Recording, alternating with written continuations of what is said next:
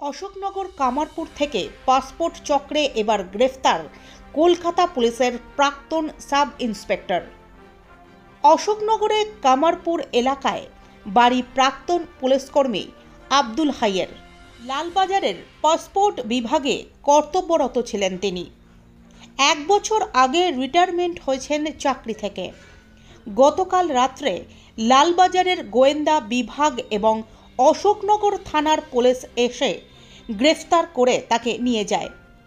এর আগে লালবাজারে তাকে ডাকা হয়েছিল বলে সূত্র মারফত জানা গিয়েছে এবং তারপর পরবর্তীতে গতকাল রাতে গ্রেফতার করে তাকে নিয়ে যাওয়া হয়। এই নিয়ে পরিবারের পুলিশ কর্মীর স্ত্রী জানান তিনি সৎভাবে চাকরি করে এসেছেন, হয়তো তাকে ফাঁসানো হয়েছে। ওনারা বললেন যে আমরা কলকাতা পুলিশ আর অশোকনগর থানার পুলিশ। কেন নিয়ে গেছে কিছু বলেছে না, কালকে আমি কিছু জিজ্ঞাসাও করিনি, জানতে পারিনি, তবে একটু শুনেছিলাম যে পাসপোর্ট ম্যাটার। উনি কি করতেন? উনি কলকাতা পুলিশ অফিসার ছিলেন। রিটায়ার্ড হয়ে গেছে? হ্যাঁ, রিটায়ার্ড হয়েছেন। পাসপোর্ট ম্যাটার মানে পাসপোর্ট জালিয়াতি কেসে কোনো গ্রেফতার? আমি এত কিছু শুনিনি। রিটায়ার্ড হয়েছে কবে? রিটায়ার্ড হয়েছে গত অক্টোবরের আগের অক্টোবরে 31 তারিখ। কোন থানায় ছিল? লালবাজারে ছিলেন। লালবাজারেই ছিল। আজকে বাড়ির লোক গেছে ওনার সাথে? না না, এখনো যাইনি, আমি যাবো আর কি, রেডি হচ্ছি। আপনি কে হন? আমি ওনার ওয়াইফ।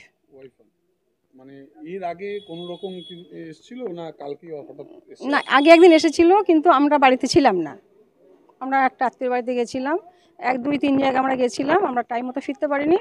তারপর দিনে মানে অফিসে জিজ্ঞাসা করা হলো কেন, কি ব্যাপার। ওনারা মেসেজ করেছিলেন বা বলেছিলেন কথা। আমার হাজব্যান্ড পরপর 2 দিন গেছেন ওখানে। কোনো কি নোটিশ দিয়েছিল কলকাতা পুলিশের তরফে আপনাদের? আমাদের বাড়িতে কোনো নোটিশ আসেনি। কালকে এসে গ্রেফতার করে নিয়ে? না না না না, ওই যে বললাম আগের দিনে, মানে 1 সপ্তাহ আগে, 1 সপ্তাহ আগে, সেটা ছিল সোমবার। আর সন্ধ্যাবেলা নাকি এসেছিলেন, আমরা জানি না। মঙ্গলবারের দিনে উনি যখন ফোনে জানলেন বিষয়টা কি, উনি মঙ্গলবারের অফিসে গেছিলেন, দেখা করেছেন, কথা বলেছেন, ওখানে কথা হয়েছে যে ঠিক আছে আপনি বাড়িতে থাকুন, কোনো অসুবিধা নেই, প্রয়োজন পড়লে আপনাকে ডাকবো, আপনি আসবেন, এটুকু কথা হয়েছে। লালবাজার আর অশোকনগর। মনোজ গুপ্তা বলে কাউকে চিনতেন? মনোজ গুপ্তা? না না না না, দেখেছিলেন কখনো? না তো। যে পাসপোর্ট চক্রে যারা গ্রেফতার হয়েছে এর আগে, এই মনোজ গুপ্ত সহ একাধিক, এদের চিনতেন আপনি? না না না, আমি কাউকে চিনতাম না। ওনার সাথে যোগাযোগ ছিল কোন? সেটা তো আমি আসলে কি বলুন তো, আমি একটা হাউস ওয়াইফ, আমি এত কিছু জানার চেষ্টাও করিনি। আমি ঘর থেকে বার হই কম, আমরা জানিও না। কাজ করতো আপনার স্বামী?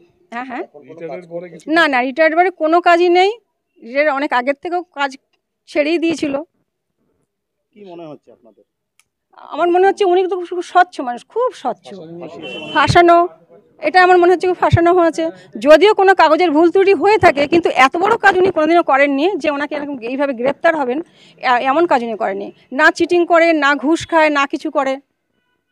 উনি খুব স্বচ্ছ মানুষ, খুব খুব খুব সৎ। মানে ওনার সার্ভিস বুকে কোনো জায়গাটা লাল দাগ পড়েনি। উনি কি পাসপোর্টের কোনো ডিপার্টমেন্টে ছিলেন? হ্যাঁ, পাসপোর্ট ডিপার্টমেন্ট উনি ছিলেন। তো 19 সাল থেকে মনে হয়, আমি আনুমানিক বলছি, কি বলুন তো, মুখের কথা ভুলভাল হয়ে গেলে আমরা একটা হজপাক করে এসেছি, ভুলভাল হয়ে গেলে একটু অসুবিধা আছে, এটা আনুমানিক বলছি, এর মধ্যে আমার ভুল হতেও পারে। তবে 18 সাল ধরুন, 23 সালে অক্টোবরে উনি রিটায়ার্ড করে গেছে। ডিআইবি থেকে রিটায়ার্ড করেছে? ডিআইবি থেকে লাস্ট রিটায়ার্ড করেছে। ডিআইবি বলতে কোনটা বলুন? এই পাসপোর্ট ভেরিফিকেশন। হ্যাঁ, পাসপোর্ট ভেরিফিকেশনে উনি ছিলেন। কি নাম আপনার? আমার নাম হামিদা বিবি। আপনি ওয়াইফ? আমি ওয়াইফ। আপনার স্বামীর নাম? আব্দুল হাই।